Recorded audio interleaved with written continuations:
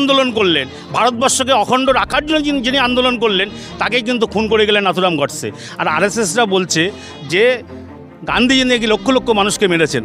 এত বড় জুমলা, এত বড় মিথ্যাবাদী, এত বড় ভারতবর্ষের মানুষের সাথে তারা বেইমানি করছে, গদ্দারি করছে, তাদেরকে মানুষ আর কখনোই মানবে না। ধন্যবাদ। না, আমরা অবাক হয়ে গিয়েছিলাম সেদিন যে একজন বিচারপতি তিনি খুনির পক্ষে থাকবেন, এটাই স্বাভাবিক। অর্থাৎ যে খুন করেছে তার বিরুদ্ধেই দাঁড়াবেন, যে খুন হয়েছে তার পক্ষেই দাঁড়াবেন, এটাই কিন্তু স্বাভাবিক ছিল। ভারতবর্ষের আইনও তাই বলছে। এবং ভারতবর্ষের একজন বিচারপতি, হাইকোর্টের বিচারপতি, তিনি কিন্তু স্পষ্ট করতে পারেননি। সেই সময় তিনি কিন্তু বললেন, চুপচাপ হয়ে গেলেন ওই প্রশ্নের উত্তরে। আপনারা যদি লক্ষ্য করে থাকেন, সুমন কিন্তু আরও অনেক প্রশ্ন করেছিল যে সাভারকার না হচ্ছে মার্কস, কার আদর্শকে আপনারা বিশ্বাস করেন। উনি কিন্তু বলেছিলেন যে আমরা এই প্রশ্নেও কিন্তু উনি কিন্তু নীরব ছিলেন। যখন উনি বলেছিলেন যে হিন্দু রাষ্ট্র না ধর্মনিরপেক্ষতা, উনি কিন্তু বলেছিলেন ধর্মনিরপেক্ষতার পক্ষে। অর্থাৎ সাভারকারের সাথে ধর্মনিরপেক্ষতার কিন্তু কোনো সম্পর্ক নেই।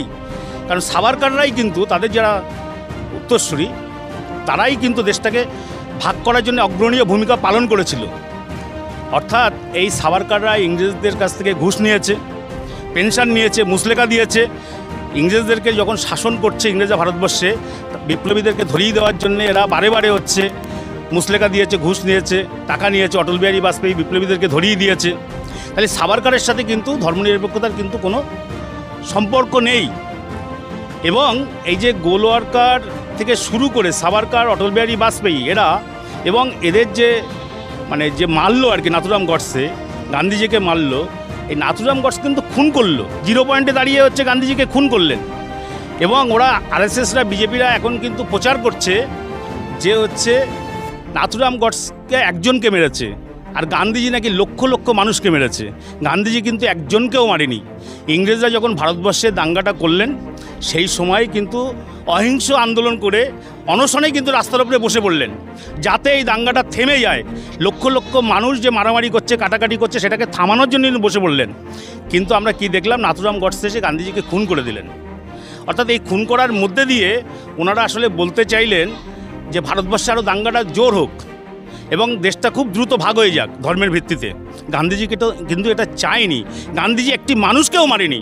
অহিংস আন্দোলন করছিলেন, নিরস্ত্রভাবে আন্দোলন করছিলেন, হাতে কোনো আগ্নেয়াস্ত্র ছিল না।